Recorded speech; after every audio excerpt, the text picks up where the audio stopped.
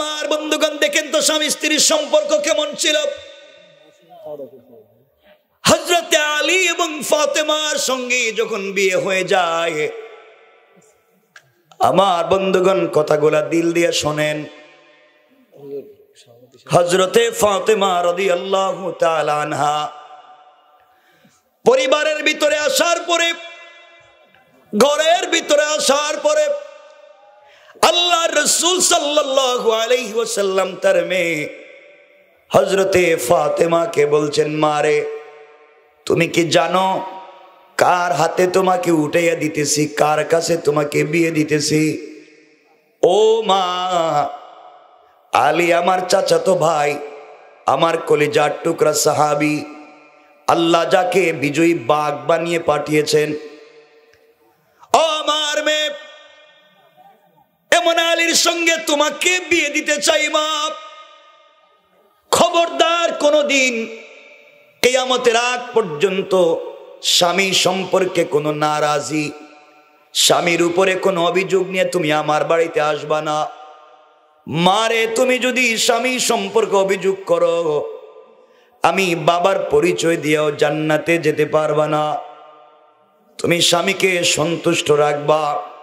এইভাবে তিনি হযরতে ফাতেমাকে বুঝালেন। হযরতে আলীকে ডাক দিয়া বলছেন, আলী রে, তোমার হাতে কাকে উঠাইয়া দিয়েছি? আলী, ফাতেমা আমার কলিজার টুকরা মেয়ে, তাকে আমি তোমার হাতে উঠাইয়া দিয়েছি। খবরদার ফাতেমা যেন কষ্ট না পায়, ফাতেমার কষ্ট হয় এমন কোনো কাজ তুমি তাকে দিবাও না, করবাও না। মিলেমিশে চলবা, একে অপরকে বুঝবা। এইভাবেই যদি চলতে পারো, কিয়ামতের দিনে তোমরা দুজন, আমি রাসূল যেই জান্নাতে যাব, তোমরাও আমার সাথে সেই জান্নাতে পৌঁছে যাবে। পড়েন সুবহানাল্লাহ।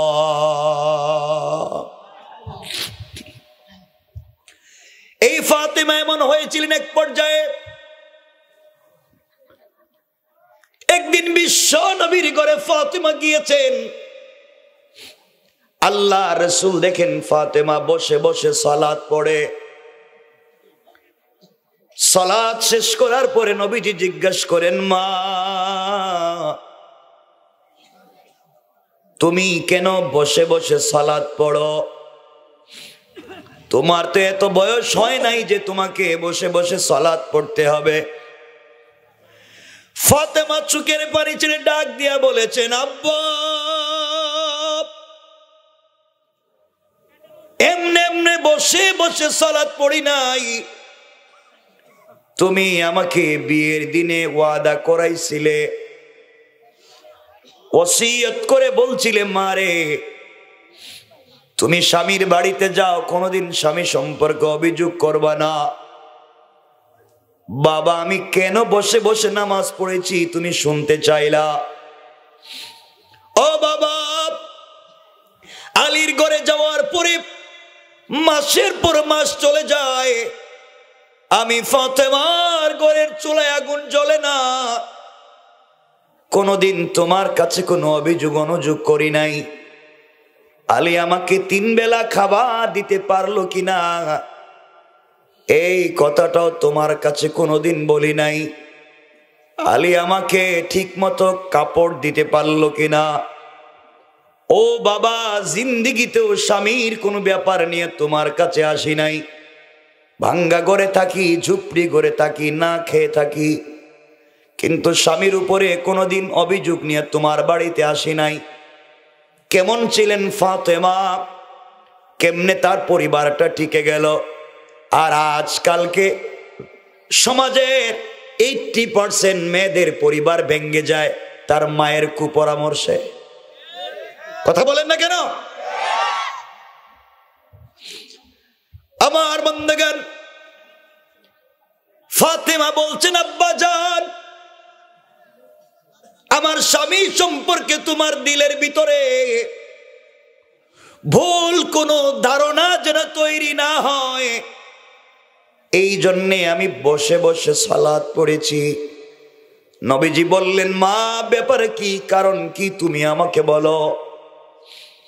ফাতেমা বলছেন, আব্বা আমার পরনে আপনি যেই কাপড় দেখতে পাচ্ছেন, ওই কাপড় ছাড়া কিন্তু আমার ঘরে আর দ্বিতীয় কোনো কাপড় নাই। ও বাবা, আমি ফাতেমার ঘরে দ্বিতীয় কোনো কাপড় নাই। যে কাপড় পরে এসেছি, কাপড়ের পিছন দিকে কয়েকটা ছিদ্র ছিল, ছেঁড়া ছিল। আমি যদি দাঁড়িয়ে দাঁড়িয়ে নামাজ পড়ি, এই ছিদ্র আর ছেঁড়া কাপড় তোমার চোখে পড়ে যাবে। তখন তোমার মনে মনে আমার স্বামী সম্পর্কে খারাপ ধারণা তৈরি হবে, মনে হয় স্বামী আমাকে দিতে পারে নাই। ও বাবা, এই জন্যে বসে বসে সালাত পড়েছি, তোমার চোখে যেন আমার ছেঁড়া কাপড়টা না পড়ে, আমার স্বামী সম্পর্কে যেন তোমার খারাপ ধারণা তৈরি না হয়।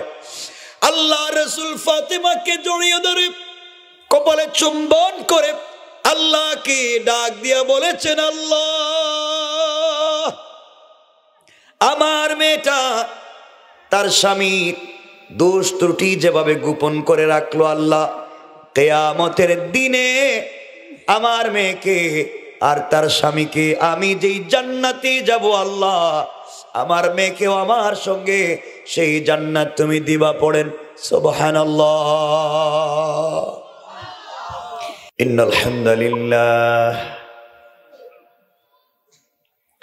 ইন্নাল হামদালিল্লাহ নাহমাদুহু ওয়া নাস্তাঈনুহু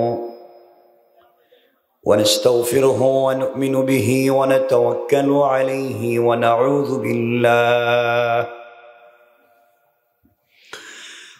নাউযু বিল্লাহি মিন শুরুরি আনফুসিনা ওয়া মিন সাইয়্যাতি আ'মালিনা।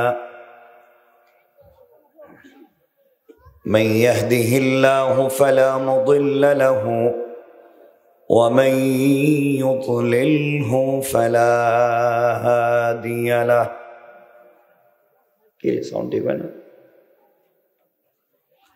ونشهد أن لا إله إلا الله حي القيوم الذي لا تأخذه سنة ولا نوم.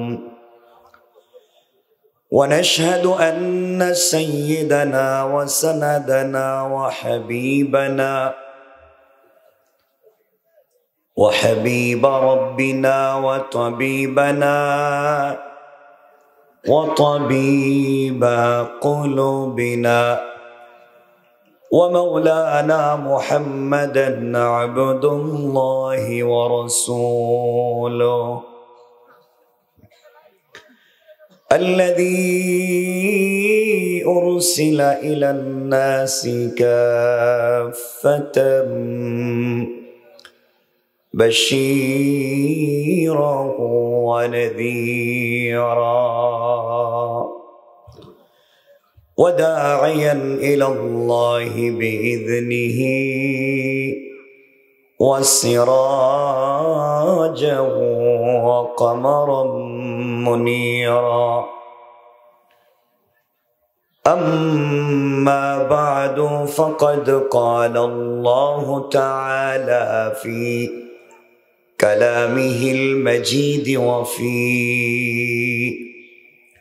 وفي فرقانه الحميد. সকলে পড়ুন আউযু বিল্লাহি মিনাশ শাইতানির রাজীম। বিসমিল্লাহির রাহমানির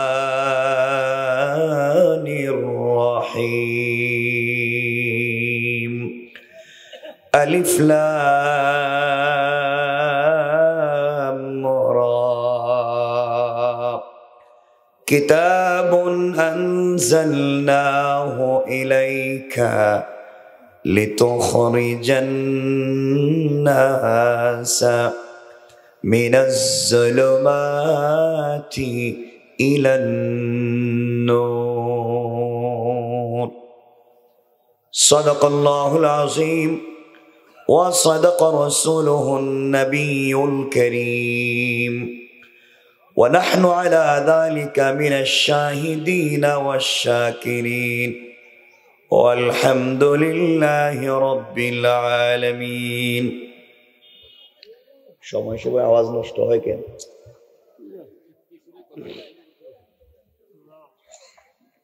এমনি মাইক্রোফোন দিছো দুইটা, দুই জাতের। হ্যাঁ, এটা সাউন্ড টানে, এটা টানে না। মেশিন আনছো কতগুলা, সেট আপ করতে পারো না, সাউন্ড মিক্স করতে পারছো না।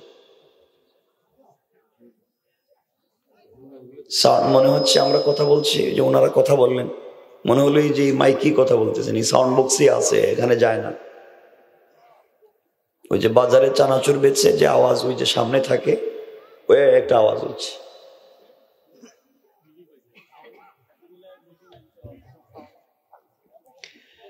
যারা এখানে আসতে পেরেছেন, যারা বসতে পেরেছেন, আল্লাহ পাক যাদেরকে আসবার তৌফিক দিয়েছে, সকলে আওয়াজ করে বলেন, এই জবান দিয়েছেন কে? এই আওয়াজে না, আরেকটু জোরে কোন, আরেকটু জোরে কোন। আপনারা কোন না কেন? এই যে আমার দিকে তাকান, মুরব্বী, সকলে বলেন এই জবান দিয়েছেন কে? এরপর তো হইতেছে না।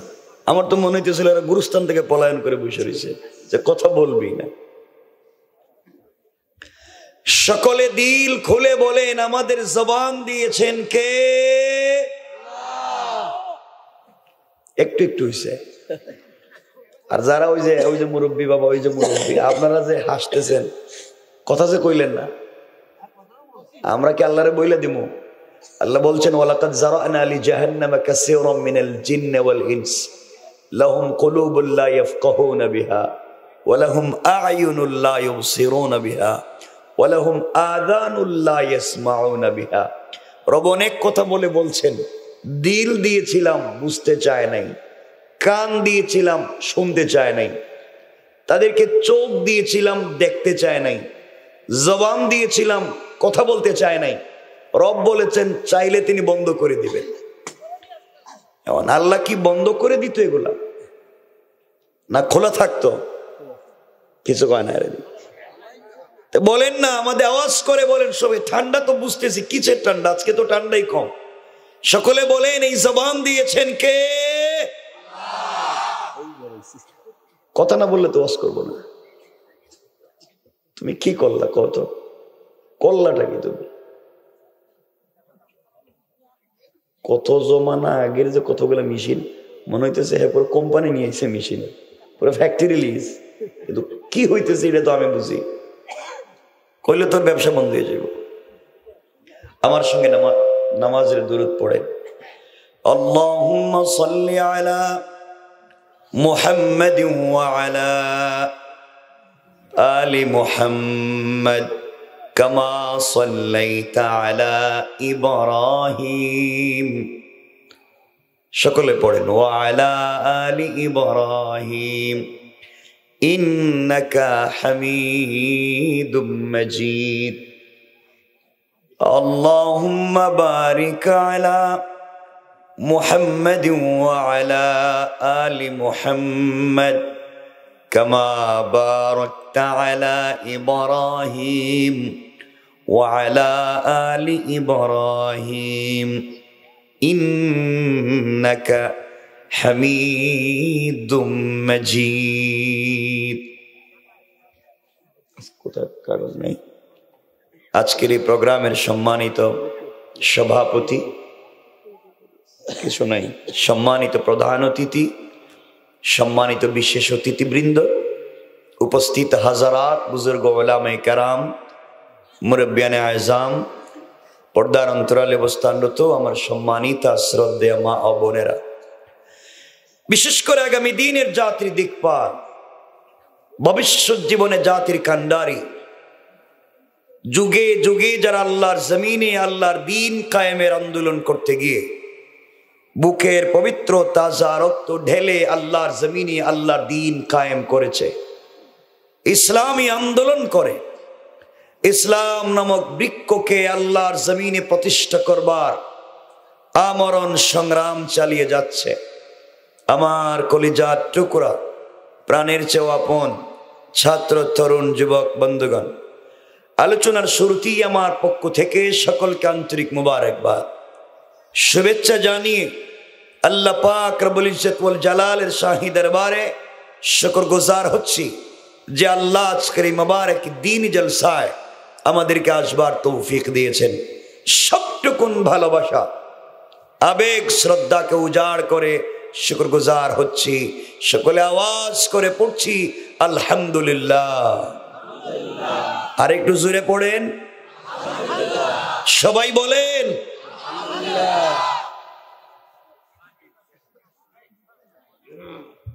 খুব বেশি কথা নয়, কোরআনে কারীমের 13 নম্বর পারা 14 নম্বর সূরা, সূরা ইব্রাহিমের প্রথম আয়াতের প্রথম অংশ পড়েছি, আয়াত শেষ করিনি।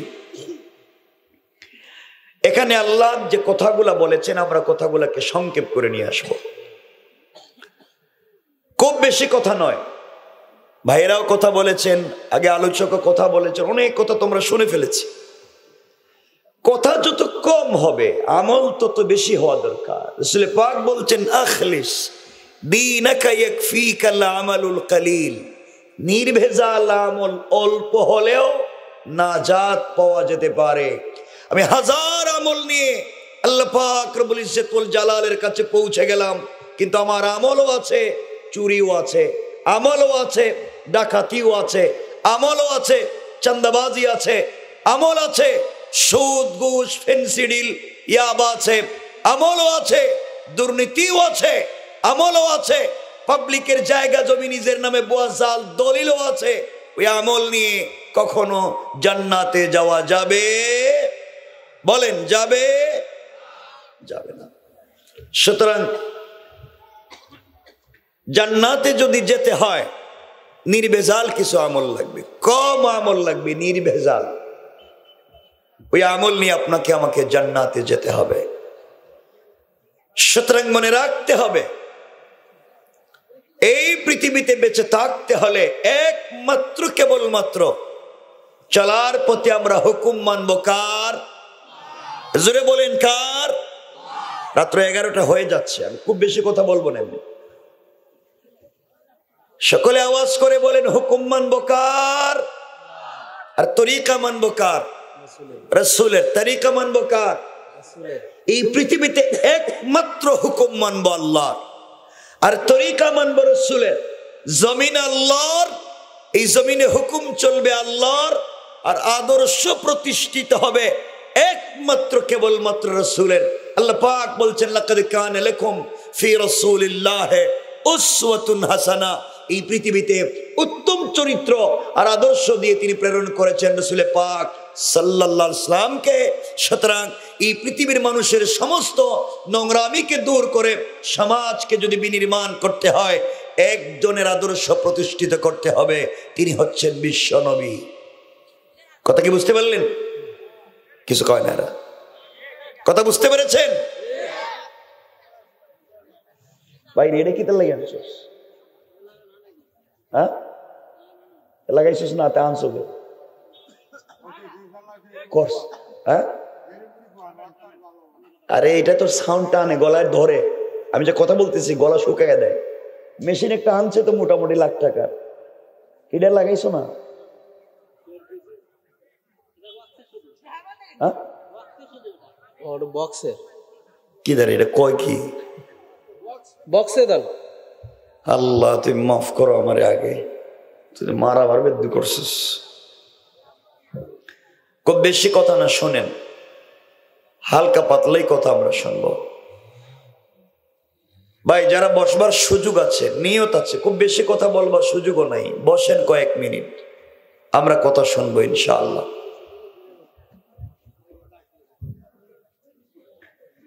এই পৃথিবীতে আমরা গোলাম কার? সকলে বলেন কার?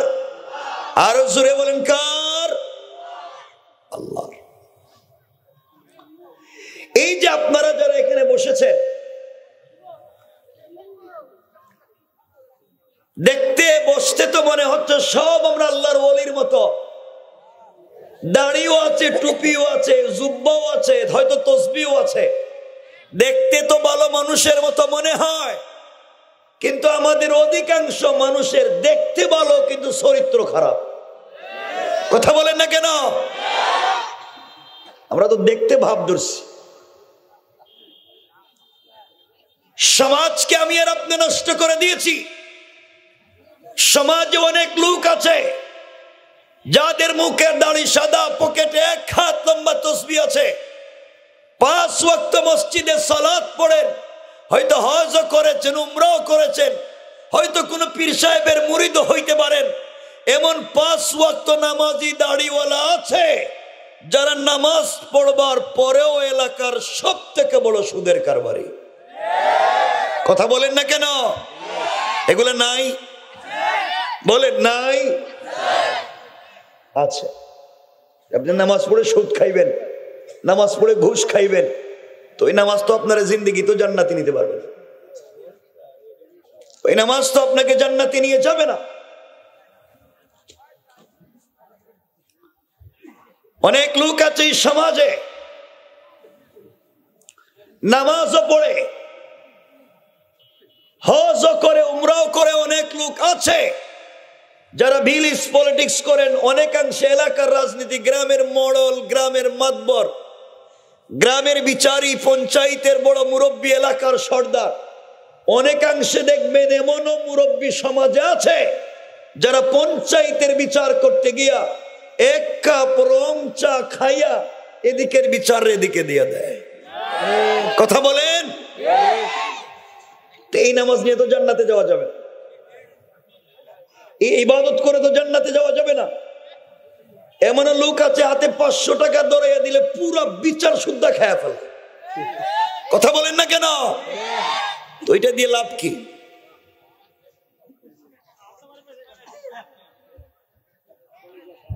সমাজ কত নোংরা। এই জন্য শুধু ভাব ধরলে হবে না, যদি আদর্শ আর চরিত্র ঠিক না থাকে। এই জন্যে আমাকে আপনাকে চলার পথে আপনার আমার চরিত্র ঠিক করতে হবে। পারবো তো ইনশাআল্লাহ? এটা বলেন না ইনশাআল্লাহ? জোরে বলেন না ইনশাআল্লাহ? আরো জোরে বলেন ইনশাআল্লাহ। চরিত্র ঠিক করতে হবে। এই যে বাহিরে যারা কথা বলে ওদেরকে দূরে সরাইয়া দেন, তাহলে ওদেরকে এলাকা ছাড়া করে দেন। এমনি মাইক খারাপ, কথা বলতে পারতেছে না, আর এরা এখানে বাইরে চিল্লাচিল্লি করতেছে। এখানে ওয়াজ হবে, এখানে এরা চিল্লাবে, এটা কি হইল? কথা শোনো, তো তোমরা আবার উঠে গিয়ে এখানে দৌড়াদৌড়ি করে প্রোগ্রাম নষ্ট করো না। দাদা ওই লোকগুলা বলে নিয়ে এসো, ভিতরে নিয়ে এসো। মানে রাখবা, চলার পথে একজন আল্লাহর গোলাম যদি জান্নাতে যেতে হয় তার গুণ লাগবে 8টা। কয়টা? আসতে বলে কেন, একটু জোরে বলে না কেন? জান্নাতে যেতে হলে একজন গোলামের গুণ লাগবে কয়টা? কোরআনে আল্লাহ বলছেন 4, হাদিসে রসুল বলছেন 4। আর এই 4 4 8 গুণ যদি অর্জন হয়ে যায়, রসুল বলেছেন ফাদাখালাল জান্নাতা বিসালাম, মরলেই আল্লাহ তাকে পৌঁছে দিবেন দারুস সালামে। একটু পড়েন না সুবহানাল্লাহ, পড়েন। কথাগুলো মনোযোগ দিয়ে শুনবেন, বেশি কথা বলবো না। আল্লাহর গোলামের 1 নাম্বার গুণ কি? রব এগুলো এক এক করে বলছেন। আমার মুসলমান বন্দেগান গভীর মনোযোগ। আল্লাহ রাব্বুল ইজ্জত ওয়াল জালাল কোরআনে কারীমের 19 নম্বর পারা 25 নম্বর সূরা সূরা আল ফুরকানের 63 নম্বর আয়াত থেকে এক এক করে আল্লাহ তাআলা গোলামের গুণগুলা বর্ণনা করলেন, কোয়ালিটি বর্ণনা করলেন। একজন মানুষ সমাজে কেমন হওয়া চাই, তার আদর্শে কেমন বর্ণনা করলেন। আবার আল্লাহ বললেন ওয়াইবাদুর রাহমানিল্লাযীনা ইয়ামশুনা আলাল আরদি হাওনা। আল্লাহ রাব্বুল ইজ্জত ওয়াল জালাল বলছেন, মুসলমানেরা, এই দুনিয়ার জমিনে যারা আমি আল্লাহর গোলাম দাবি করবে, আশিক রাসূল দাবি করবে, আমি আল্লাহর গোলাম নিজেকেই মনে করবে, বান্দারে, আল্লাহর গোলামের এক নাম্বার গুণ হলো আমার গোলাম দুনিয়ার জমিনে কোনোদিন অহংকার করতে পারে না। কি করতে পারে না? সবাই বলেন। এই আপনাদের এলাকা আল্লাহ যাদেরকে টাকার মালিক বানিয়েছেন, সম্পদের মালিক বানিয়েছেন, আপনি যদি সম্পদের কারণে, টাকার কারণে, পয়সার কারণে, দুনিয়ার জমিনে বাড়ি গাড়ির কারণে অহংকার করে বসেন, আমার আল্লাহ চাইলে 10 তলা থেকে থাবড়াইয়া গাছতলায় নামাইয়া দিতে আমার আল্লাহর 1 মিনিটও দেরি হবে না। কোন ঠিক কিনা? এই জন্য অহংকার করা যাবে না। আপনি যদি পয়সার গরম দেখান, আবু লাহাব সম্পদের গরম দেখাইছে, আল্লাহ তার পরিবার শুদ্ধ ধ্বংস করে দিয়েছে। নমরুদ তার সম্পদের প্রভাব দেখাইলো, আল্লাহ তাকে একটা বিকলাঙ্গ মশা দিয়ে ধ্বংস করে দিলেন। সুতরাং আল্লাহ আপনাকে সম্পদের মালিক বানাতে পারে, অহংকার করা যাবে না। কেউ যদি দুনিয়ায় সম্পদের কারণে অহংকার করে বসে, আমার আল্লাহ তাকে দুনিয়ায় বেইজ্জত করতে পারেন। আর যদি আপনি অহংকার ছেড়ে দিতে পারেন, চলার পরে নিজেকে, চলার পথে নিজেকে মাটির সাথে মিশিয়ে দিতে পারেন, নিজেকে ছোট করে ফেলতে পারেন, আমার আল্লাহ চাইলে গাছতলা থেকে, বাঁশতলা থেকে কান ধরে 10 তলার মালিক বানাইয়া দিতে আমার আল্লাহর 1 মুহূর্ত দেরি হবে না। কোন ঠিক কিনা? ঠিক কিনা বলেন? আল্লাহ পারবেননি? কথা বলেন, পারবেন? এই জন্য অহংকার করা যাবে? জোরে বলেন না যাবে? আপনারা অহংকার করেননি? না না, আপনারা তো ফেরেশতা। না করে ফেরেশতা। এলাকায় দেখবেন বেচারার আগে পয়সা পাতি ছিল না, ঝুপড়ি ঘর ছিল, বৃষ্টি দিলে টিন লাগাবার পয়সা ছিল না। আজকে নতুন পয়সার মালিক হয়েছে। পয়সার গরমে এলাকার সাধারণ পাবলিককেও ঠিক মতো চিনে না। কথা বলেন না কেন? এগুলো সমাজে নাই। অহংকার করা যাবে না। আজ থেকে 50 বছর আগে আপনাদের এলাকায় খবর নেন, অনেকের ঘরে ছিল লাখ লাখ টাকা, মানে লাখপতি। আজ তার ছেলেমেয়েরা মানুষের বাড়িতে কাজকাম করে খায়, নাই? আর আজ থেকে 50 বছর আগে অনেকের ঘর ছিল ভাঙ্গা ঘর, আজ তার ছেলেমেয়ের ঘরে কোটি কোটি টাকা, নাই? কে করেছে? আসতে বলবেন, একবার জোরে বলেন কে? আরো জোরে বলেন কে? অহংকার করা যাবে? জোরে বলেন যাবে? 1 নম্বর মনে রাখবেন, আমরা সামনে যাই, খুব বেশি কথা বলবো না। এখন যদি আমরা আলোচনা শুরু করি, অহংকার করলে ক্ষতি কি, অহংকার ছেড়ে দিলে লাভ কি, আমাদের সময় লাগবে কমপক্ষে 3 ঘন্টা। কারণ এখানে পয়গম্বর সুলাইমান আলা নবিয়ুনা আলাইহিস সালাতু ওয়াস সালামের কথা আল্লাহ নিয়ে আসবেন। কারণ সুলাইমান ছিলেন গোটা দুনিয়ার বাদশা এবং রাজা। আল্লাহ তাকে একটা আংটি দিয়েছিলেন। সুলাইমান আলাইহিস সালামের কাছ থেকে ওই আংটি ছিনাইয়া নিয়া জেলের গড়ে কাজ করাইয়া এরপরে আংটি ফিরাইয়া দিয়েছেন।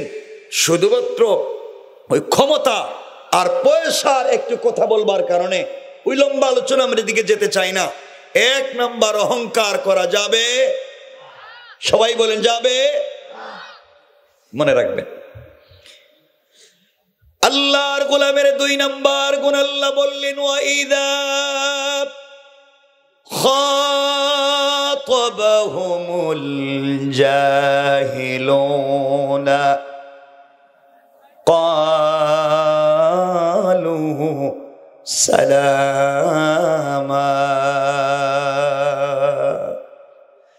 আল্লাহ রাব্বুল ইজ্জত ওয়াল জালাল বলছেন, মুসলমানেরা, এই দুনিয়ার জমিনে যারা আমি আল্লাহর গোলাম দাবি করবে, আশিক রাসূল দাবি করবে, দুনিয়ার জমিনে আমি আল্লাহর গোলাম নিজেকে মনে করবে, বান্দারে আল্লাহর গোলামের 2 নম্বর গুণ হলো আমার গোলামকে কেউ গালি দিলে গালির জবাব দিবে না, আঘাত করলে আঘাতের জবাব দিবে না, গীবত শিকায়ত সমালোচনা করলে জবাব দিবে না।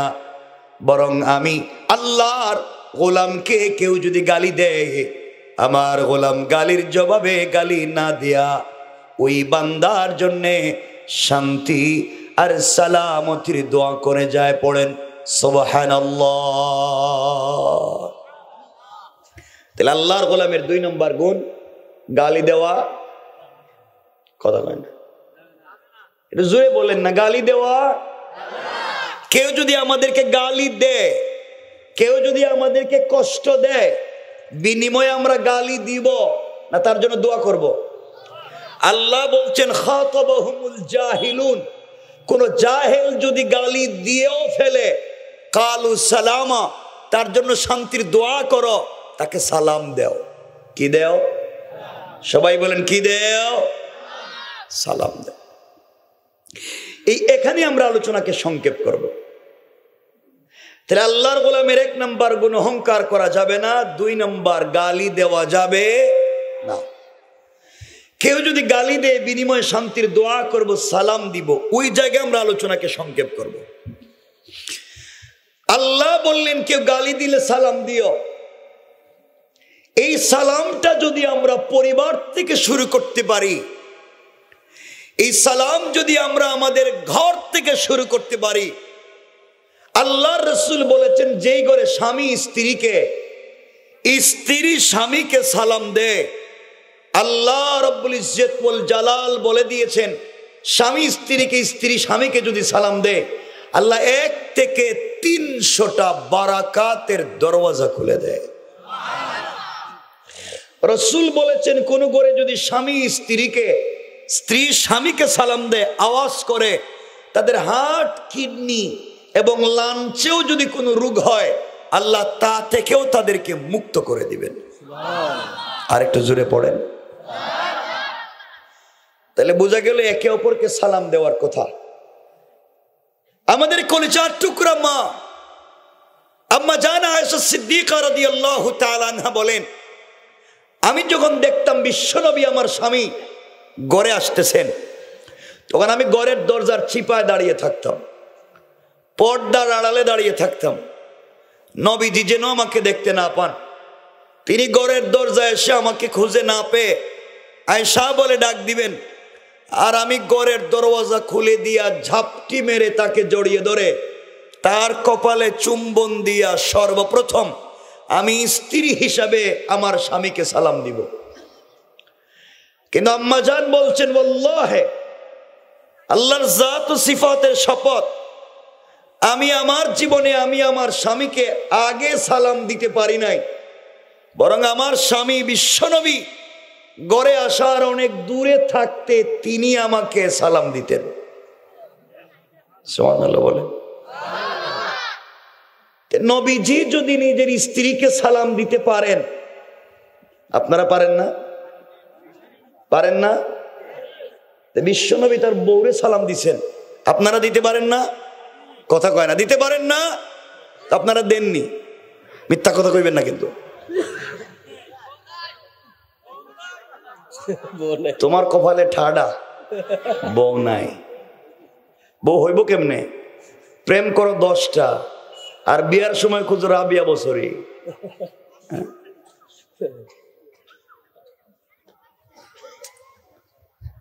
খুব লম্বা কথা নয়, রাসূল যদি নিজের স্ত্রীকে সালাম দিতে পারছেন, আপনারা পারবেন না? দেন না কেন? শরম করে? ওরে আল্লাহর শরম। স্ত্রীরে সালাম দিতে শরম করে, আর স্ত্রীরে ফিডাইবার সময় শরম কই যায়। হ্যাঁ, ওই দিন একজনে আমারে কইল, বউরে মারতে মারতে বউরে কইতেছে, তুই আমারে আব্বা কো। নাউজুবিল্লাহ, জোরে বলেন না। বউ মায়ের খাইতে খাইতে বলতেছে, তুই আমার বাপ, এবার সাইডা দে। হ্যাঁ, বন্ধু বান্ধবের কাছে গিয়ে বলতেছে তোমরা আমার চিনুনি রে, আমি কেডা? আমি বউরে বাপ ডাকাইয়া ছেড়ে দিচ্ছি। শয়তান আল্লাহরে জিগে, আল্লাহ তুমি আমার শয়তান বানাইছিলে কে রে? আমি তো জিন্দিগিতে এই কাম করলাম না। হেরা তো শয়তানের চাইতো খারাপ হয়ে গেছে। কথা বলেন না কেন? এরপরে দেখবেন মাঝে মাঝে বউর সাথে রাগ গুছা করে তালাক দে, তোরে তোরে তো তালাক দিছি, তোর বাপরেও দিছি। আচ্ছা, বাপরে কোনোভাবে তালাক দেওয়া যায়নি, এগুলা বাদ দেন। স্ত্রীকে সালাম দিবেন ইনশাল্লাহ। কথা বলেন। আরে জোয়ান যারা আছো তোমরা কমপক্ষে কও, বিয়ে শাদী তো করবা ইনশাল্লাহ, বলো। স্ত্রীকে সালাম দিবা তো ইনশাল্লাহ। তোমরা তো বিয়েতে নাই, তোমরা সব প্রেমিক আর গার্লফ্রেন্ড নিয়ে ব্যস্ত, ঠিক কিনা? এটা ঠিক কইছে কেডা রে? এতক্ষণ কথা কইছে, কথা কয় না, এখন কয় ঠিক। কি প্রেম! ও জওয়ান, তুমি যে প্রেম করো তুমি তো ভুল জায়গায় প্রেম করেছ। জওয়ান, আমিও তো প্রেম করি, তুমি তো ভুল জায়গায় প্রেম করছো। আজকাল কেমন যুবক আছে, এমন এক মেয়ের সাথে সম্পর্ক করেছে, মেয়ের সাথে সম্পর্ক করে মা বাপকে দেখতে পারে না, ওই মেয়েকে ভালোবেসে পড়ালেখায় লাল বাতি জ্বালাইছে, ওই মেয়েকে পাওয়ার জন্য এখন ফ্যান্সি ডিলিয়া বা মাদক খায়, সারা দিন দোকানদারি কাজ করে, ওই সব পয়সা ওই মেয়ের পিছনে খরচ করে, বিদেশে থাকে, সব পয়সা ওই মেয়ের পিছনে খরচ করে, মাকে দেখতে পারে না, বাপকে দেখতে পারে না, রাত দিন ওই মেয়েকে নিয়ে চিন্তা, সারা রাত জেগে জেগে ওই মেয়ের সাথে টেলিফোনে কথা বলে। যুবক, তুই জানিস না যে মেয়েকে পাওয়ার জন্য রাত দিন জীবন যৌবন বিসর্জন করলে ওই মেয়ে যদি আগামীকালকে সকালবেলা ঘুম থেকে উঠে তোমার চাইতে স্মার্ট, তোমার চাইতে টাকাওয়ালা আরেকটা যুবককে পেয়ে যায়, হয়তো তোমাকে ভুলে যেতে 1 মিনিটও লাগবে না। সব ভুয়া। রব বলেছেন, ইয়া আইয়ুহাল ইনসান মা গাররাকা বিরাব্বিকাল কারীম। এই মানুষ তোরে কে ধোঁকা দিয়েছে, কে এই পথে যেতে বলেছে আমার মতো মহান রব থেকে? অথচ আল্লাযী খালাকাকা, আমি তোরে সৃষ্টি করছিলাম, আমি তোরে বানাইছিলাম। প্রেম যদি করা লাগবে তো আমার সাথে করবি, তুই এ পাশের বাড়ির বল্টুর মেয়ের সাথে কেন? কথা কন না কেন?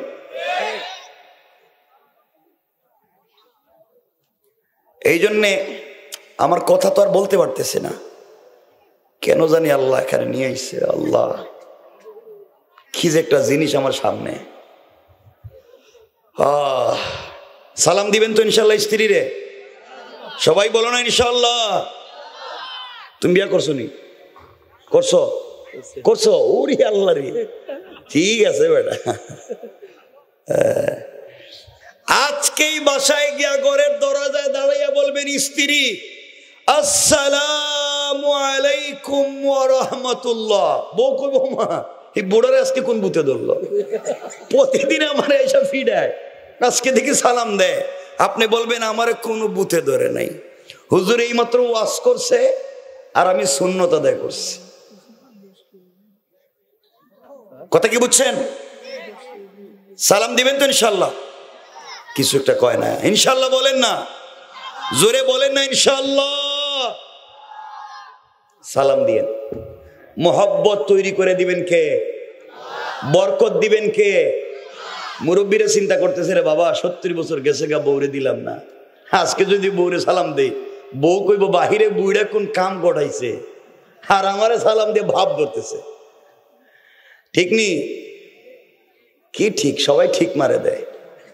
যাই হোক, পরিবারকে সুন্দর করেন, পরিবারকে ভালো জায়গায় নিয়ে আসেন, আল্লাহ কবুল করে, বলেন আমিন। আপনাদের সচেতনতা বুঝতেছি না, পরিবারকে সুন্দর করেন। আজ আমাদের মায়েদের ঘর থেকে শাহজালাল, শাহপরান, জুনাইদ, বুগদাদি, আব্দুল কাদের জিলানী, মঈনুদ্দিন চিশতি, এমন সন্তানেরা আমাদের মায়েদের ঘর থেকে জন্ম নেয় না, কারণ স্বামী স্ত্রীর সম্পর্ক ঠিক নাই, একজন আর একজনকে দেখতে পারে না। অথচ বিশ্বনবী হযরতে খাদিজা, স্বামী স্ত্রীর সম্পর্ক চমৎকার ছিল। আল্লাহ তাদের ঘর থেকে জন্ম দিয়েছেন হযরতে ফাতেমা, হযরতে আলী। স্বামী স্ত্রীর সম্পর্ক চমৎকার ছিল। আল্লাহ তাদের ঘর থেকে জন্ম দিয়েছেন হযরতে হাসান, হযরতে হুসাইন। আর আমাদের ঘর থেকে জন্ম দেয় ওই ডাকাত, সুর, বদমাইশ, ফেন্সিডিল ব্যবসায়ী, এগুলারে। কথা বলেন না কেন? স্বামী স্ত্রীর সম্পর্ক ঠিক নেই। ঠিক থাকবো কেমনে? স্বামী স্ত্রী রাসূলে পাকের ঘরে, আম্মা জানা আয়েশা বলেন, আমরা দুইজন মানুষ, ঘরে বালিশ একটা, কম্বল একটা, প্লেট একটা, গ্লাস একটা। আমার রাসূলের ঘরে হোয়াইট ডু নাই, আলমারি নাই, শোকেস নাই, আর কুলার নাই, এয়ার কন্ডিশন নাই, টাইলস নাই, সিরামিক নাই, কিন্তু প্রেম মোহাব্বত আর ভালোবাসায় ছিল ভরা। আজ আমাদের ঘরে দুনিয়ার সকল জিনিস আছে, শুধু মোহাব্বত আর ভালোবাসা নাই। কথা বলেন না কেন? স্বামী স্ত্রী একই ঘরে ঘুমায়, একই বিছানায় ঘুমায়, একজন পূর্ব দিকে মুখ দিয়া, একদিন পশ্চিম দিকে মুখ দিয়া, আর দুজনের মধ্যখানে ব্যারিকেড দিয়ে, কুল বালিশ দিয়া। কথা কন না কেন? এইটা হইল কি ইউক্রেন, এইটা হলো রাশিয়া, আর মধ্যখানে কুল বালিশ, এটা হলো বর্ডার। এটা ক্রস করা যাবে না। তো আমার কোন তো এই ঘরে শান্তির আশা করা যায়? কিছুটা কোয়া লাগবে তো, আশা করা যায়। এই জন্যে ঘরকে সুন্দর করেন। মাঝে মাঝে ঘরে গেলে আল্লাহর রাসূল আম্মা জানা আয়েশা বলেন, আমি নবীজি, শামাইলে তিরমিজি এখন বাংলা পাওয়া যায়, দেখেন এখন বাংলা বাজারে পাওয়া যায়, শামাইলে তিরমিজি দেখেন। আমাদের মা আম্মা জানা আয়েশা বলেন, আমি রাসূলের ঘরে আসার পরে আমার মনে হয় না কোনোদিন নিজের হাতে খাবার খেয়েছি। পুরা জিন্দেগি রাসূল আমারে খাইয়ে দিয়েছেন, আর আমি রাসূলকে নিজের হাতে খাইয়ে দিয়েছি। না সুবহানাল্লাহ, এটা বাদ দেন, কেমন? আর কিছু কয় না, দেখি সুবহানাল্লাহ জুড়ে বলেন তো। নবীজি যদি নিজের স্ত্রীর মুখে উঠাইয়া খাওয়াইতে পারছেন, আপনারা পারবেন না? ওরে আল্লাহ রে, কি খুশি। এই জন্য মাঝে মাঝে বউরে নিজের হাতে খাওয়াইয়েন, মোহাব্বত পয়দা করে দিবেন কে? মাঝে মাঝে স্ত্রীরে খাওয়াবেন তো। আরে বাবা, এটা হাদিস তো, এটাই তো ওয়াজ। পরিবারকে সুন্দর করেন। রাসূলের চরিত্র যেমন ছিল, পরিবারে এমন চরিত্র নিয়ে আসেন। রাসূল যদি পারছেন, আপনিও পারবেন ইনশাআল্লাহ। কেন আপনারা ইনশাআল্লাহ বলতে পারবেন না তো? কারণ আপনারা তো বউরে খাওয়াইতে পারবেন না। আপনি যদি বউর মুখে উঠাইয়া দেন, তো বউ মনে করবো বিষ খাওয়াইয়া মাইরে ফেলাইতেছে, বোধহয় আরেকটা বিয়ে করতেছে, আমার বিষ খাওয়াইতেছে। আপনি তো কন্ডিশন করে রাখছেন। আর আজকালকের যুবক যারা আছে, এরা তো নিজের স্ত্রীর মুখে উঠাইয়া খাওয়াইতে পারে না। এরা তো ভালোবেসে আদর করে, মোহব্বত করে মুখে উঠাইয়া খাওয়াইতে পারে ওই পাশের বাড়ির ভাবিরে, ঠিক কিনা? এটা ঠিক হয়েছে কেডারে? কি দাঁড়ে এরা দিকে উল্টা বাস বুঝে, আমার তো আর ভালো লাগতেছে। এই জন্য আল্লাহর ওয়াস্তে পরিবারকে সুন্দর করেন। পারবো তো ইনশাআল্লাহ? স্বামী স্ত্রী সম্পর্ক চমৎকার করে, ঘরকে চমৎকার করে দিবেন কে? আল্লাহ রাসূল বলছেন, স্বামী স্ত্রী সম্পর্ক যদি ভালো হয়ে যায়, আল্লাহ এই ঘরে এখনো ফাতেমার মতো মেয়েকে, হাসান হুসাইনের মতো পুরুষকে এই পরিবারে জন্ম দিতে পারেন। পড়েন সুবহান। স্বামী স্ত্রীর সম্পর্ক কার নাম একটু চিন্তা করে দেখেন। মানে রাখবেন, একজন স্বামী তার স্ত্রীর সম্পর্কে যদি আল্লাহকে বলে, আল্লাহ আমি আমার স্ত্রীর উপরে খুশি না, এই স্ত্রী জিন্দেগি তো জান্নাতে যেতে পারবে না। আর স্ত্রী যদি বলে, আল্লাহ আমি আমার স্বামীর উপরে খুশি না, ওই স্বামীও তার জিন্দেগিতে জান্নাতে যেতে পারবে না। এই জন্য স্বামী স্ত্রীর সম্পর্ক ভালো করতে হবে। পারবো ইনশাআল্লাহ? ইনশাআল্লাহ। মনোযোগ দিয়ে শুনেন কি বলতে চাই, দেখেন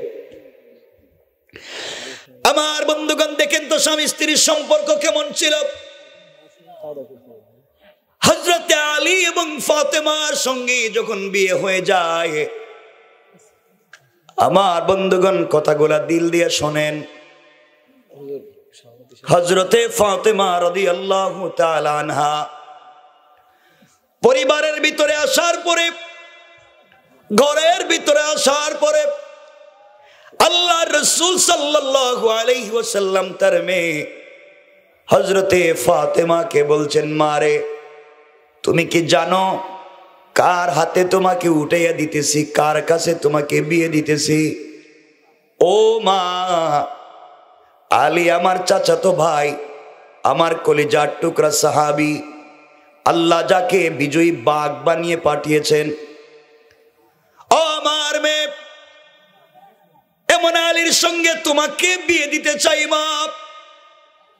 খবরদার কোনদিন কিয়ামতের আগ পর্যন্ত স্বামী সম্পর্কে কোনো নারাজি, স্বামীর উপরে কোনো অভিযোগ নিয়ে তুমি আমার বাড়িতে আসবা না। মারে, তুমি যদি স্বামী সম্পর্কে অভিযোগ করো, আমি বাবার পরিচয় দিয়েও জান্নাতে যেতে পারবা না। তুমি স্বামীকে সন্তুষ্ট রাখবা। এইভাবে তিনি হযরতে ফাতেমাকে বুঝালেন। হযরতে আলীকে ডাক দিয়া বলছেন, আলী রে, তোমার হাতে কাকে উঠাইয়া দিয়েছি? আলী, ফাতেমা আমার কলিজার টুকরা মেয়ে, তাকে আমি তোমার হাতে উঠাইয়া দিয়েছি। খবরদার ফাতেমা যেন কষ্ট না পায়। ফাতেমার কষ্ট হয় এমন কোন কাজ তুমি তাকে দিবাও না, করবাও না। মিলেমিশে চলবা, একে অপরকে বুঝবা। এইভাবেই যদি চলতে পারো, কিয়ামতের দিনে তোমরা দুজন, আমি রাসূল যেই জান্নাতে যাব, তোমরাও আমার সাথে সেই জান্নাতে পৌঁছে যাবে। পড়েন সুবহানাল্লাহ।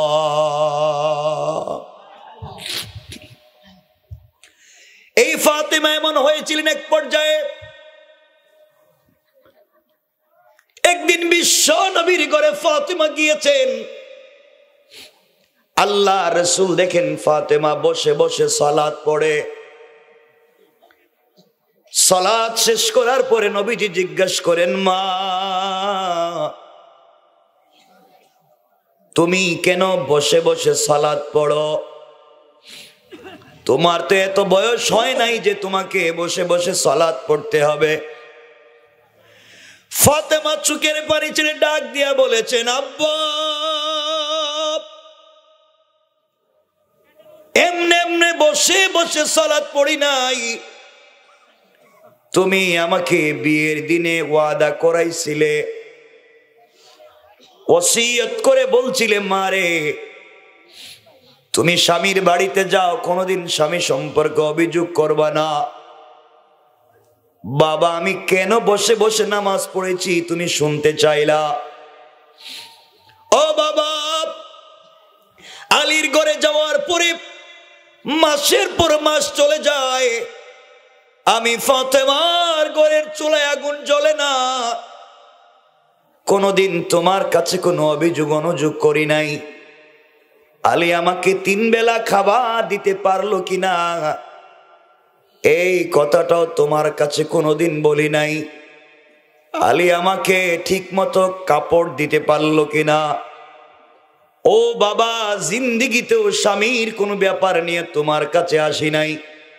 ভাঙ্গা ঘরে থাকি, ঝুপড়ি ঘরে থাকি, না খেয়ে থাকি, কিন্তু স্বামীর উপরে কোনোদিন অভিযোগ নিয়ে তোমার বাড়িতে আসি নাই। কেমন ছিলেন ফাতেমা, কেমনে তার পরিবারটা টিকে গেল। আর আজকালকে সমাজের 80% মেয়েদের পরিবার ভেঙে যায় তার মায়ের কুপরামর্শে। কথা বলেন না কেন? আমার বন্ধুগণ, ফাতেমা বলছেন, আব্বা জান, আমার স্বামী সম্পর্কে তোমার দিলের ভিতরে ভুল কোনো ধারণা যেন তৈরি না হয়, এই জন্যে আমি বসে বসে সালাত পড়েছি। নবীজি বললেন, মা, ব্যাপারে কি, কারণ কি, তুমি আমাকে বলো। ফাতেমা বলছেন, আব্বা, আমার পরনে আপনি যে কাপড় দেখতে পাচ্ছেন, ওই কাপড় ছাড়া কিন্তু আমার ঘরে আর দ্বিতীয় কোনো কাপড় নাই। ও বাবা, আমি ফাতেমার ঘরে দ্বিতীয় কোনো কাপড় নাই। যে কাপড় পরে এসেছি, কাপড়ের পিছন দিকে কয়েকটা ছিদ্র ছিল, ছেঁড়া ছিল। আমি যদি দাঁড়িয়ে দাঁড়িয়ে নামাজ পড়ি, এই ছিদ্র আর ছেঁড়া কাপড় তোমার চোখে পড়ে যাবে। তখন তোমার মনে মনে আমার স্বামী সম্পর্কে খারাপ ধারণা তৈরি হবে, মনে হয় স্বামী আমাকে দিতে পারে নাই। ও বাবা, এই জন্যে বসে বসে সালাত পড়েছি, তোমার চোখে যেন আমার ছেঁড়া কাপড়টা না পড়ে, আমার স্বামী সম্পর্কে যেন তোমার খারাপ ধারণা তৈরি না হয়। আল্লাহ রাসূল ফাতেমাকে জড়িয়ে ধরে কপালে চুম্বন করে আল্লাহকে ডাক দিয়া বলেছেন, আল্লাহ, আমার মেয়েটা তার স্বামীর দোষ ত্রুটি যেভাবে গোপন করে রাখলো, আল্লাহ কিয়ামতের দিনে আমার মেয়েকে আর তার স্বামীকে আমি যেই জান্নাতে যাব, আল্লাহ আমার মেয়েকেও আমার সঙ্গে সেই জান্নাত তুমি দিবা। পড়েন সুবহানাল্লাহ। এই ফাতেমা কেমন হয়ে গেলেন? কষ্ট হচ্ছে আপনাদের? অসুবিধা হয়? বসে রয়েছেন ভালো, আপনারা যদি উঠেন আমি ওয়াজ রেখে দেব, একজন উঠেন রেখে দেব। আপনারা তো বসে রয়েছেন, আর আমি এটা কি কিসে কথা বলতেছি আমি জানি। আপনারা তো একদিন ওয়াজ শুনতে বসছেন, আমারা তো 12 মাস কথা বলতে হয়, কিন্তু এই মাইকে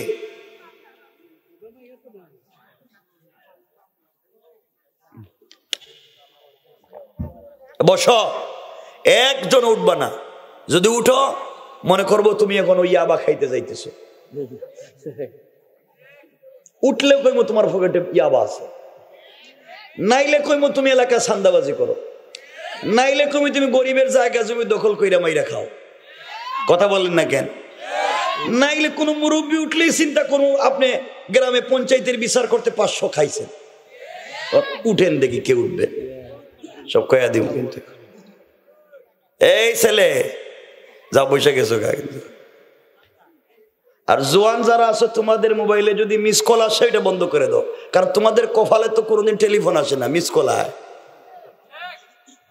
সব দিকে ঠিক কই কে রে এখানে ঠিক কই, সব দিকে ঠিক হইতেছে জিনিসটাকে।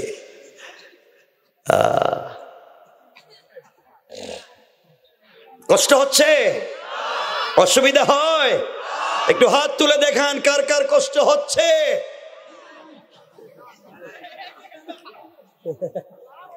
কষ্ট হইতেছে তো উঠে যারা ইচ্ছা দিলা।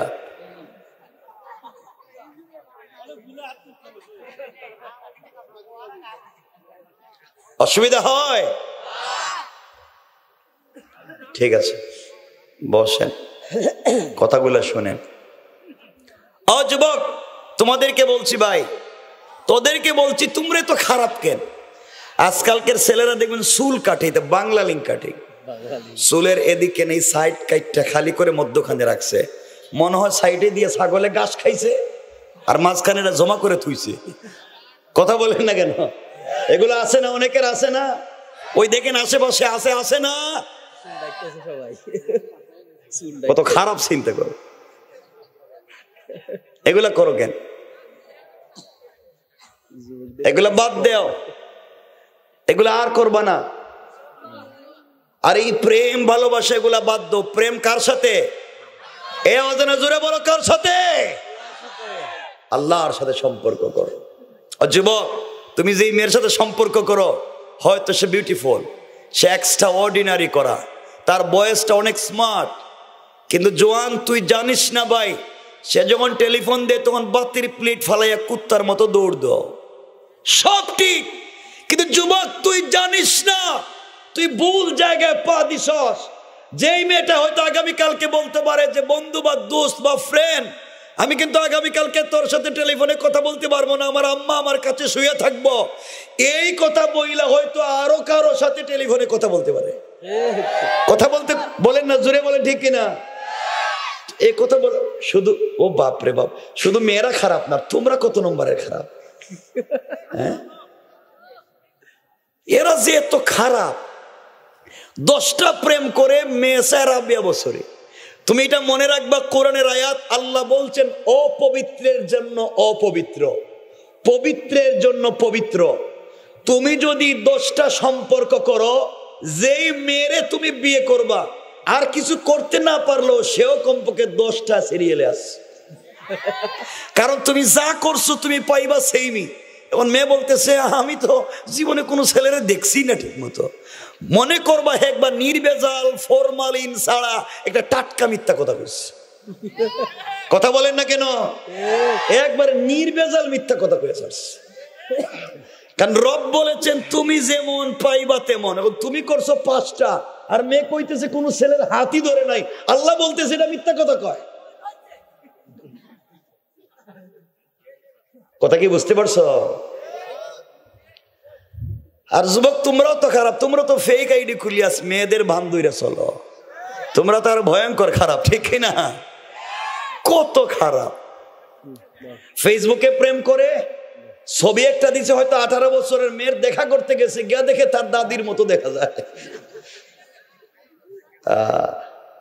এই পথ থেকে সরে আসো, এই সব ভুল পথ থেকে সরে আসো। আমাদেরকে জান্নাতের পথ দেখায় দিয়েছেন আল্লাহ। দেখায় দিয়েছেন কে? আরো জোরে বলো কে? আল্লাহ। ভুল পথে যাইও না, ভুল পথে যাইও না, পরিবার নষ্ট করো না।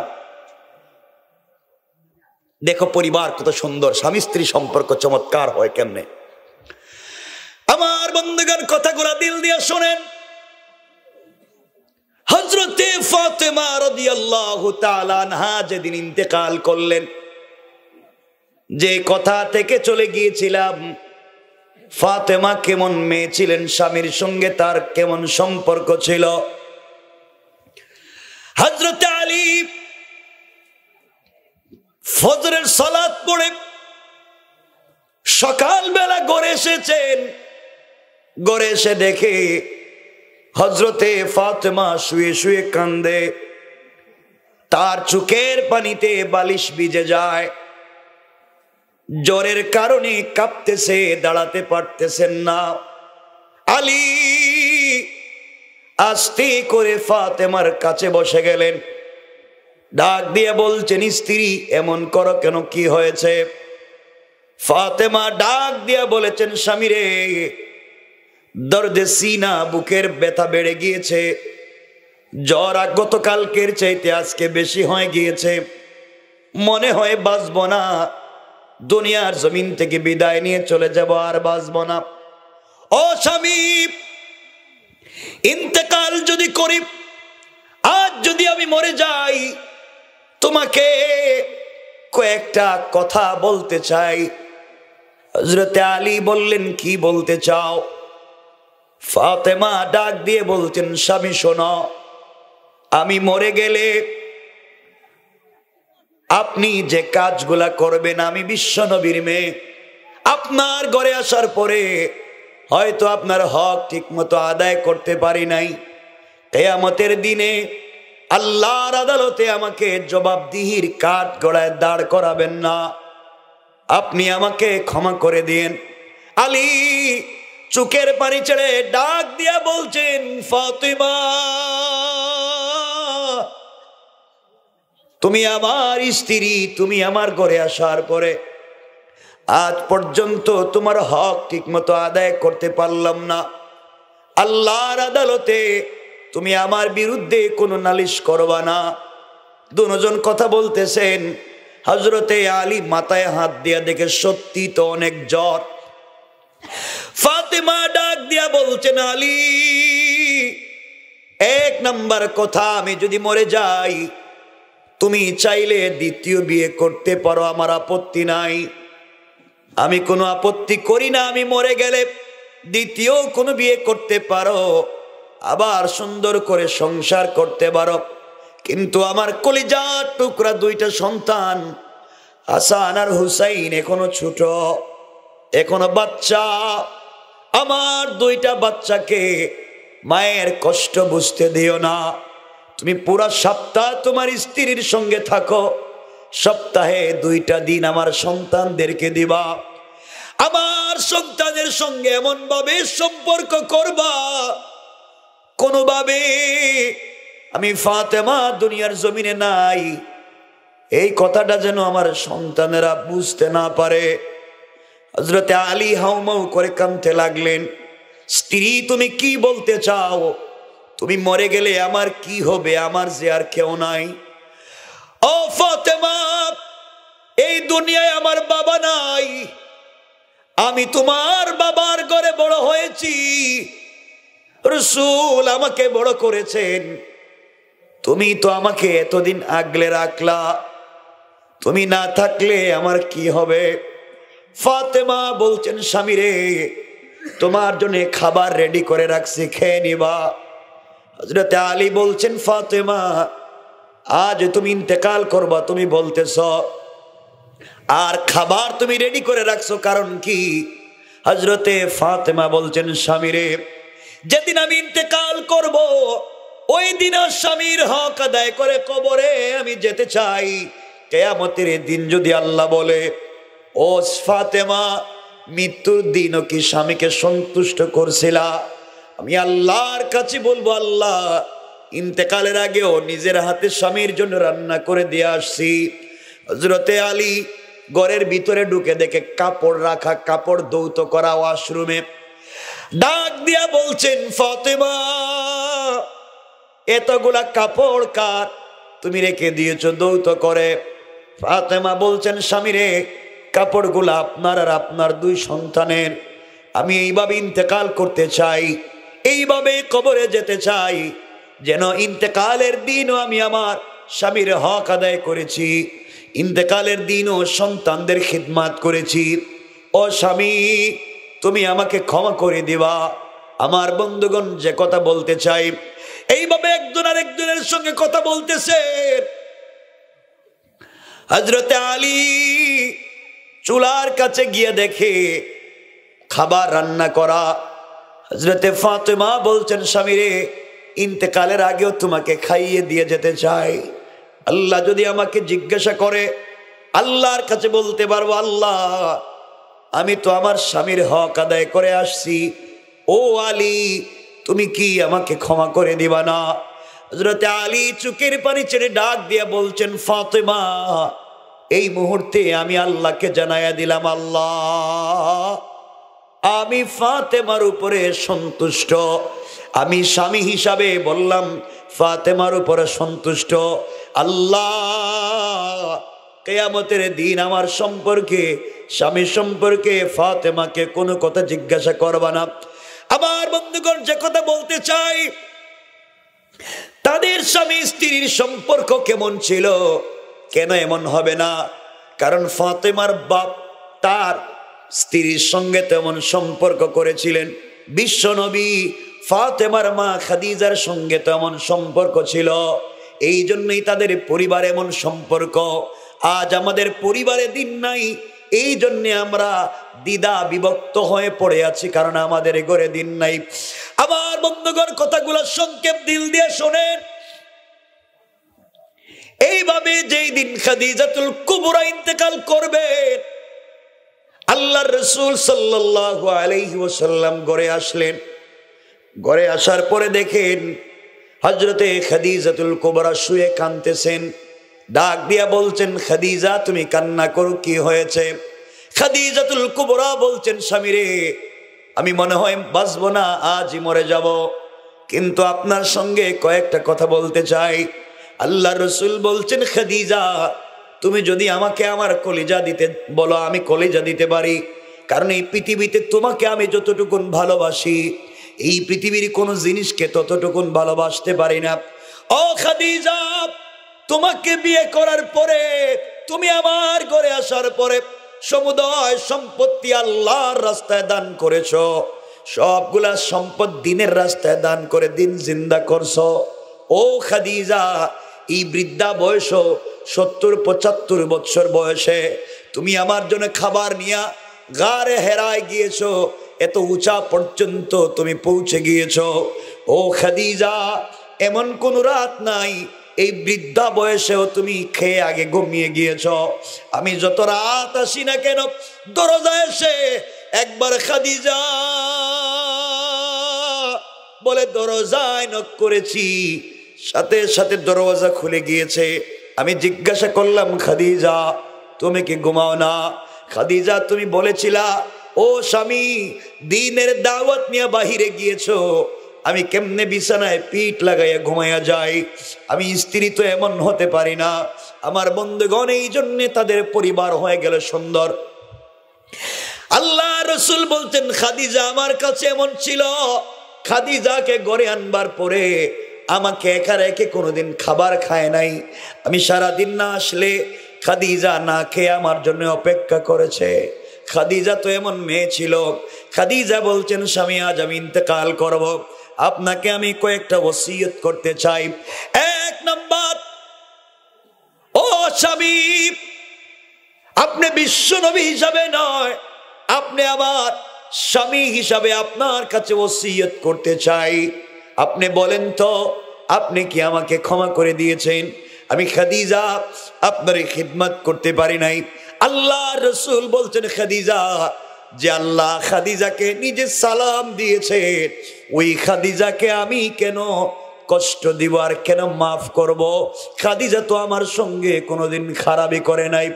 খাদিজাতুল কুবরা বললেন, স্বামী, এক নম্বরের ওসিয়ত আপনার। খাদিজা বলতেন, স্বামী রে, যতদিন আপনার ঘরে আমি ছিলাম সারা জিন্দেগি আপনাকে আমি গোসল করাইছি। আমার জিন্দেগির শেষ গোসল যদি আপনি করাইয়া দেন, কবরের ভিতরে যাওয়ার পরে আমার মন বলছে ফেরেশতারা আমাকে আযাব দিবে না, কারণ আপনার পবিত্র হাত মুবারক যখন আমার বডিতে লেগে যাবে, যেই বডিতে বিশ্বনবীর হাত মুবারক লেগে যায়, ওই বডিতে কখনো কবরের ফেরেশতারা আযাব দিতে পারে না। আল্লাহু আকবার বলেন। আবার বন্ধুগণ, কথাগুলো দিল দিয়ে শুনেন।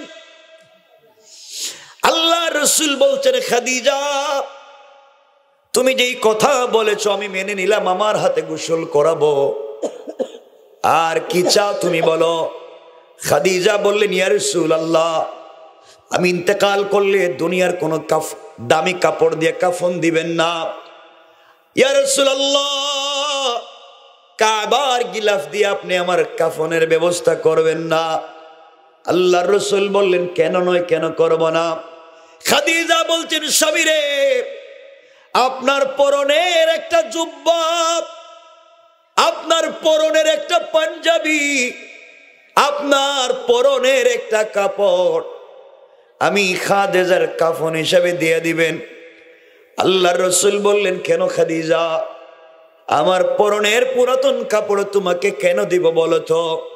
খাদিজা বলছেন, স্বামী রে, আপনার এই পরনের পবিত্র জুব্বা, ওই কাপড় নিয়ে যদি আমি কবরে যাই, যেই বডিতে বিশ্ব নবীর কাপড় লেগে আছে, ওই বডিতে কবরের ফেরেশতারা কোনো আযাব দিবে না। আল্লাহু আকবার। আল্লাহ রাসূল বললেন, খাদিজা, তুমি যেই কথা বলেছ ওই কথাও আমি মেনে নিয়েছি। এক নম্বরে আমার নিজের হাতে গোসল করাবো, দুই নম্বরে আমার নিজের কাপড় দিয়ে তোমাকে কাফন দিব, আর কি চাও? খাদিজাতুল কুবরা বলছেন, স্বামী রে, আমার ইন্তেকালের পরে দুনিয়ার কোনো দামি আতর দিয়া, দুনিয়ার কোনো দামি পারফিউম দিয়া আমার বডিতে আপনি আতর লাগাইয়া দিবেন না। আল্লাহ রসুল বলছেন, কেন নয়, আমি পৃথিবীর সব থেকে দামি আতর আর পারফিউম তোমার বডিতে লাগাইয়া দিব। খাদিজা ডাক দিয়া বলছেন, স্বামী, লাগবে না। তাকাইয়া দেখেন ঘরের কর্নারে একটা শিশি, একটা বোতলের ভিতরে পৃথিবীর সব থেকে দামি আতর আর পারফিউম আছে। আল্লাহর রসুল বোতলটা নিয়ে আসলেন। খাদিজাতুল কুবরা খুলে দেখাইয়া বললেন, ইয়া রাসূলুল্লাহ, এর ভিতরে পৃথিবীর সব থেকে দামি আতর। আল্লাহ রসুল বললেন, কোথায় পেয়েছো? খাদিজাতুল কুবরা বলছেন, স্বামী, আপনি যখন ঘেমে যাইতেন, আপনার শরীর থেকে ঘামের ফোঁটাগুলা আমি জমা করে করে বোতলের ভিতরে, শিশির ভিতরে রেখে দিয়েছি। আমার জিন্দগির শেষ পারফিউম আর আতর যেন আপনার বডির ঘাম হয়ে যায়।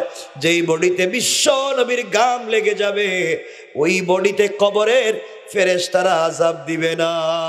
আল্লাহু আকবার বলেন। 12টা হয়ে যাচ্ছে না? সালাম সালাম। না, আমি লম্বা করব না, কারণ আমি যা চাই বলতে তা বলতে পারতেছি না, সব বন্ধ করে দিতেছে। এটা অনেক জোরে বলতে হচ্ছে, আসতে বললে তো আপনারাও বুঝবেন না।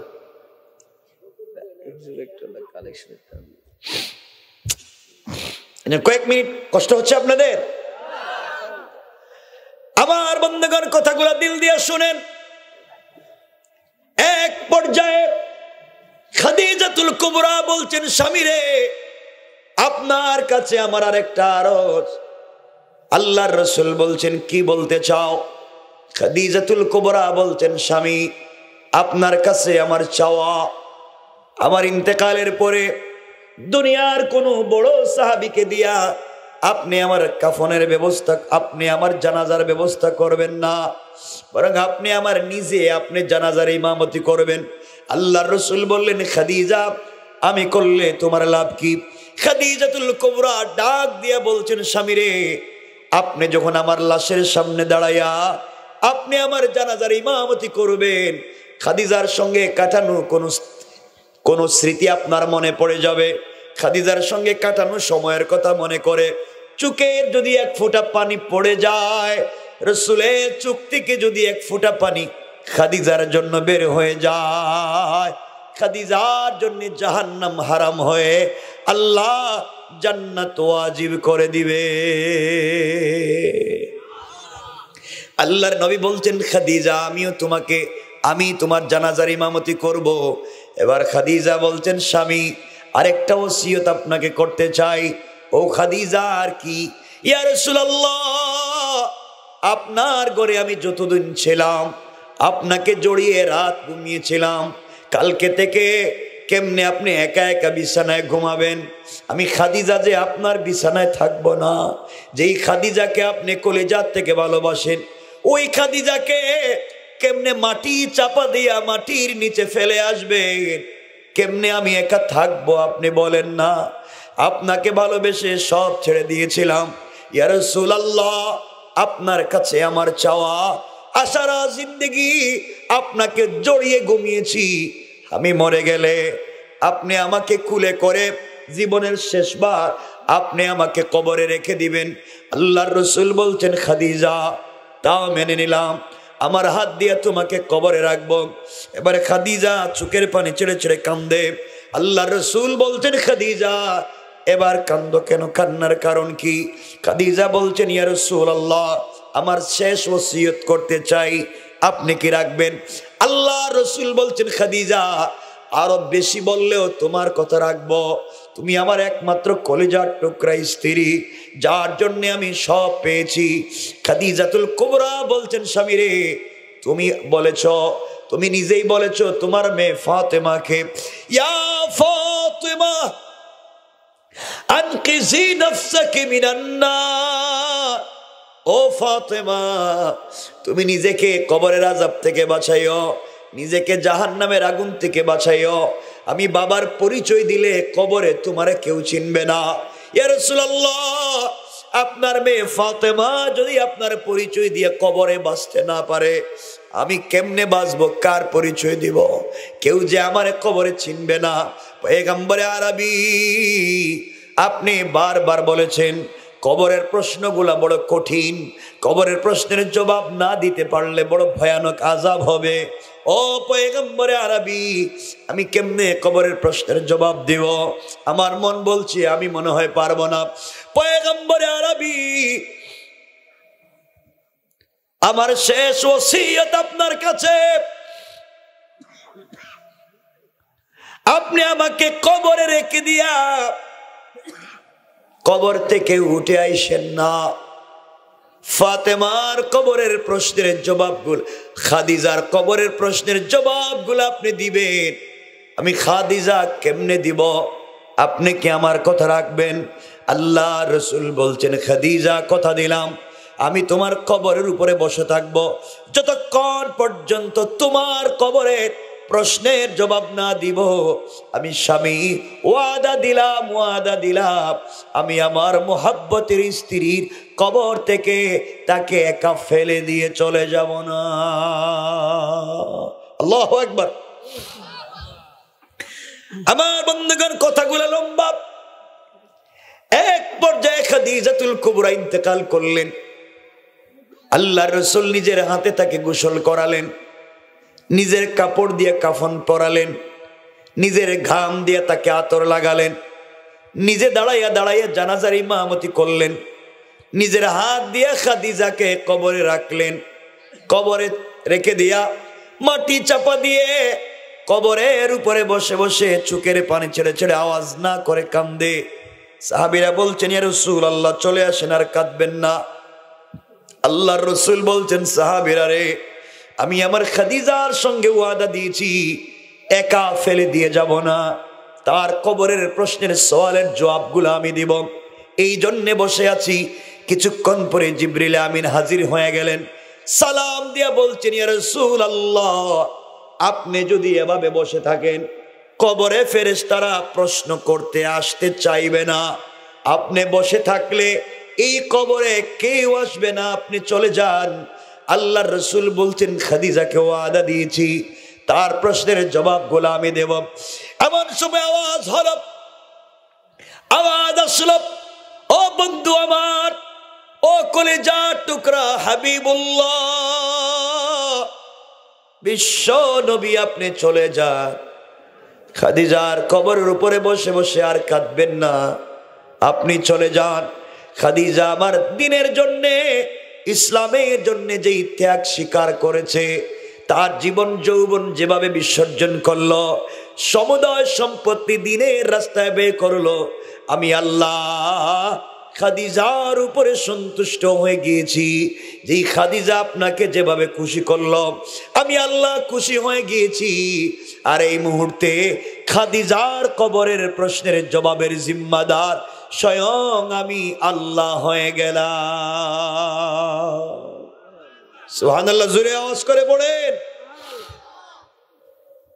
আপনাদের আওয়াজে তো আমারও কষ্ট হইতেছে, এনে মাইকে কষ্ট হইতেছে, আর আপনাদের আওয়াজে আরো কষ্ট হইতেছে। আর তো বড়টা হয়ে গেছে, তার বলবোই না। কথা তো বলতে চাই, যে আওয়াজ হইতেছে আমার আজকে,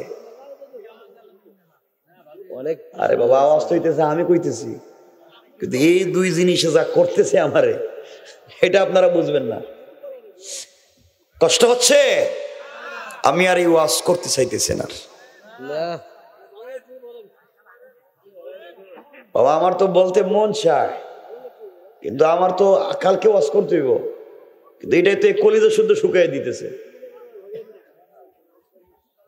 আমার বন্ধুগণ, কথাগুলো শুনেন, তাইলে এতক্ষণে যা বুঝাতে চাইলাম, পরিবার যদি সুন্দর হয়ে যায়, স্বামী স্ত্রীর যদি এমন চমৎকার সম্পর্ক হয়, আল্লাহ খুশি, সন্তানও জন্ম দিবেন চমৎকার। স্বামী স্ত্রীর সম্পর্ক যদি ভালো না হয়, আল্লাহ খুশি হবেন না, সন্তানও ভালো জন্ম নিবে। আসতে কইলেন যে নিবে। আমরা কেমন হয়েছি জানেননি? আমরা এমন হয়েছি, হুজুরের গিয়া কয়, হুজুর আমি তো বহুত খারাপ মানুষ, ঠিক মতো নামাজ রোজা করতে পারি না, এই ছেলেটারে নিয়েছি, আমি তো খারাপ হই, ছেলেটারে কিন্তু আলিম বানাইতে চাই, ছেলেটারে হাফিজ বানাইতে চাই, ছেলেটারে ভালো মানুষ বানাইতে চাই। বলে না? কথা বলেন না কেন? বলে না এই কথা? এটা ভালো কথা কিছু কান, হ্যাঁ? এটা চূড়ান্ত পর্যায়ের একটা বাটপারি কথা, চূড়ান্ত পর্যায়ের, একবার চূড়ান্ত পর্যায়ের বাটপারি কথা, যে আমি যত খারাপই থাকি, আমার সন্তানটা ভালো মানুষ হোক। ডাইরেক্ট আল্লাহর বিরুদ্ধে কথা। আল্লাহ বলছেন আগে তুমি ভালো মানুষ হও, সন্তান হইল কিনা এটা তোমার ব্যাপার না, তুমি ভালো মানুষ হও। কু আনফুসাকুম, তোমারে ভালো মানুষ বানানি ফরজ, আর সন্তানরে ভালো মানুষ বানাবার চেষ্টা করা ফরজ। ভালো মানুষ বানানো ফরজ না, কিন্তু নিজেরে ভালো মানুষ বানানো ফরজ। হ্যাঁ কয় আমি ভালো হইতে পারছি না, সন্তানটারে বানাইতে চাই। আল্লাহ কয় তুই হ, সন্তানটা বানানো লাগতো না। কথা বলেন না কেন? আল্লাহ কয় তুমি ভালো হও, কারণ নিজেরে ভালো বানানো কি ফরজ? বলেন না? যদি নিজের সন্তানরে ভালো মানুষ বানানো ফরজ হইতো, তাহলে নূহ আলাইহিস সালাম জান্নাতে যাইবেন কেমনে? নিজের ছেলে কেনানরে তো পারেন নাই। কথা বলেন না কেন? পারছেননি। যদি নিজের বাপরে ভালো মানুষ বানানো ফরজ হয়, ইব্রাহিম আলাইহিস সালাম কেমনে যাইবেন? নিজের বাপরে তো পারেন নাই।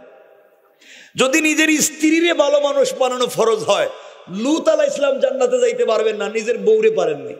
কথা বলেন না কেন? এই জন্য নিজেরে বানানো ফরজ, আর অন্যকে বানাবার চেষ্টা করা ফরজ। আমি চেষ্টা করছি, হইছে না, আমি কি করতাম? কথা বলেন না কেন?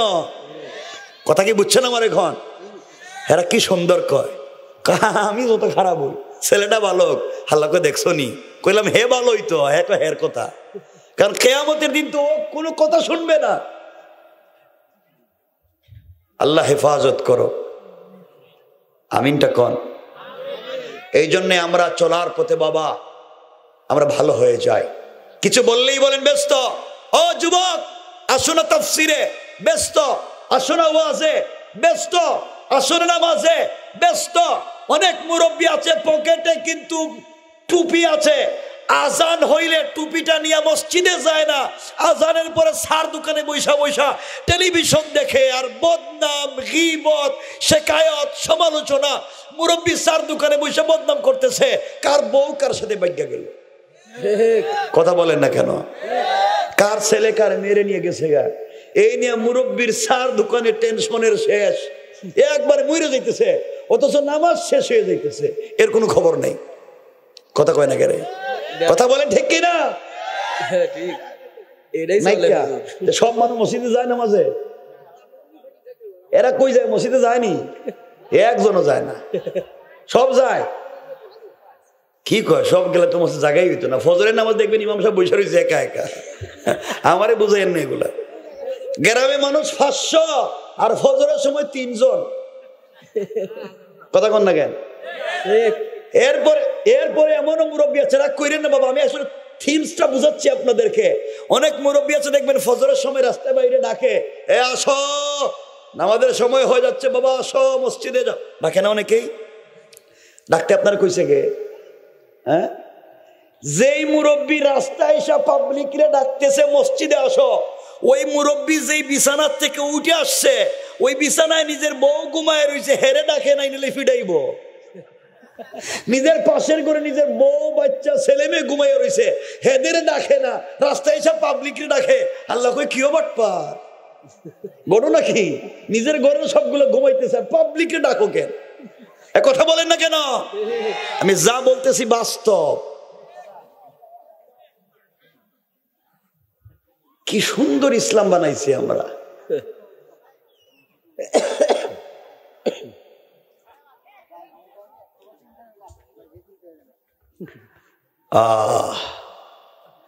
এই জন্য জওয়ানেরা শোনো, আমরা সম্পর্ক করব কার সাথে?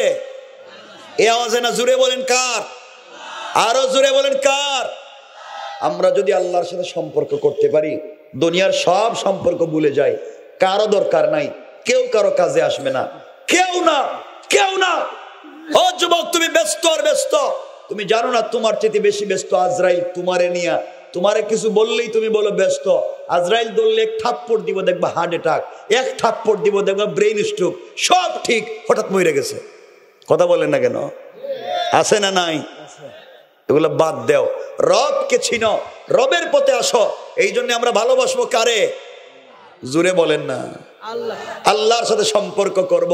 আমার রবই তো প্রেম করছেন, আমার রব আমার রসুল রে মাঝে মাঝে ডাকেন প্রেমের সুরে, ইয়া আইয়ুহাল মুদ্দাসসির, ইয়া আইয়ুহাল মুজাম্মিল, মাঝে মাঝে ডাকে কুম ফানজির ওয়া রাব্বাকা ফাকাব্বির ওয়া সিয়াবাকা ফাতাহির। ডাক দিয়া বলো, ও মুহাম্মদ হাবিবুল্লাহ, ও কম্বলওয়ালা, কম্বলের নিচ থেকে বের হও। তুমি কম্বলের নিচে আয়েশারে নিয়ে ঘুমাই আসো, আর আমি লা তাখুযুহু সিনাতুন ওয়ালা নাওম। ও প্রেমিক, তোমার সঙ্গে কথা বলার জন্য একটাবার ঘুমাই না, আমি আল্লাহ জেগে আছি, তোমার সঙ্গে কথা বলতে চাই। তুমি উঠো না, তুমি কেন কম্বলের নিচে? ও বিশ্বনবী, উঠো, তুমি ঠান্ডা পানি দিয়ে ওযু করো, ঘুমটা ছাড়ো। আমি রব তো এখানে, তুমি বিছানার নিচে শুয়ে আছো। আল্লাহু আরশে ইস্তাওয়া, আমি আরশে আজিমে একা একা ভাল লাগে না। বন্ধু উঠো না, একটাবার কথা বলি, আমি না তোমার কাছাকাছি, উঠো, ঠান্ডা পানি দিয়ে ওযু করো, সেজদায় গিয়ে আমাকে একটাবার ডাক দাও। আমি রব আরশে আজিমে থাকবো না, সাথে সাথে তোমার ঘরের দরজায় হাজির হয়ে যাব। হাজির। রব তো তার নাম, রবরে আমরা ডাকি না, আমরা রবকে ভালোবাসতে পারি না। এই জন্যে আমরা আল্লাহর কাছে চাইবো। কার কাছে সম্পর্ক করব? কার সাথে? সবাই বলেন না কার সাথে? পরিবারকে সুন্দর করব, সবাই বলেন আল্লাহুম্মা আমিন।